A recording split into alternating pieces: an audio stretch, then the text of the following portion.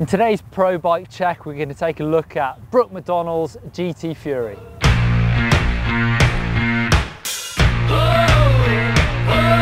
The GT Fury is an aluminium frame with 210mm travel on the rear, with 200mm up front from the Fox 40.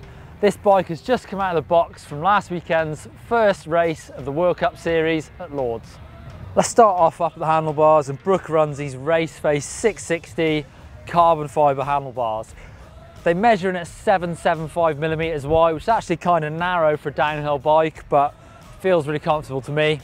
ODI lock-on grips and Shimano Saint brakes with 203mm rotors front and rear, the standard large size brake rotors for downhill. Also this Shimano Saint shifter.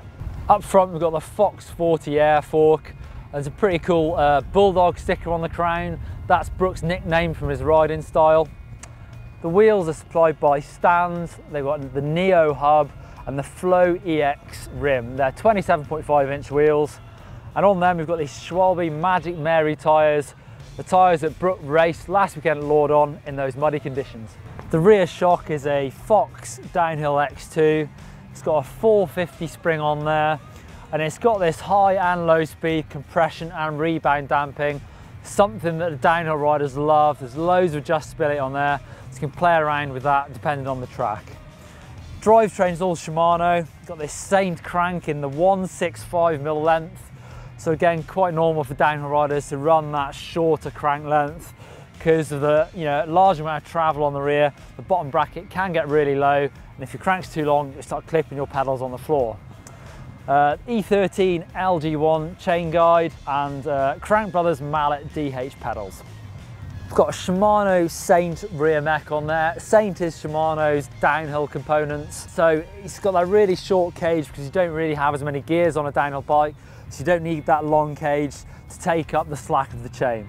It's a 7-speed cassette on the rear, and that's an 1124, and it's got these spaces on the back where you would normally find the rest of the cassette.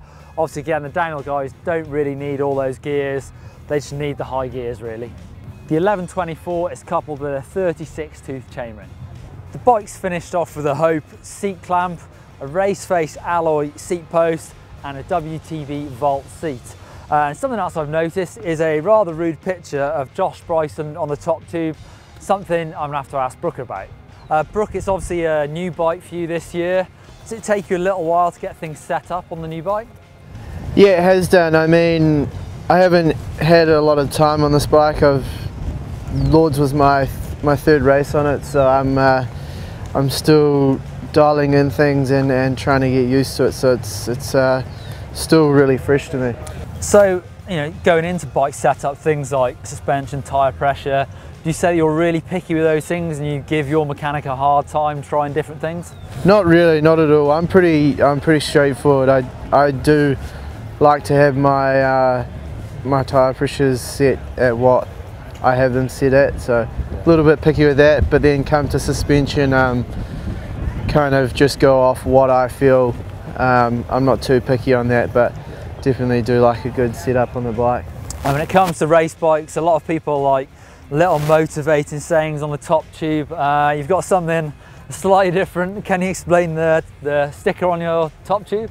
Yeah, well, I guess when Geordie from Fox was testing with Ratboy and Sambo and that in Portugal, Steve Pete took a bunch of photos, and I think Geordie printed off some stickers, so that was my motivation for Lords. Ratboy swinging off a rope naked. And whilst you're here, you might want to check out some more videos. So if you click just up there, that'll take you through to our Pro Bike playlist. And click down there and there's some enduro race tips from Martin Mays. And click over there to subscribe. Give us a thumbs up if you like Brook's bike.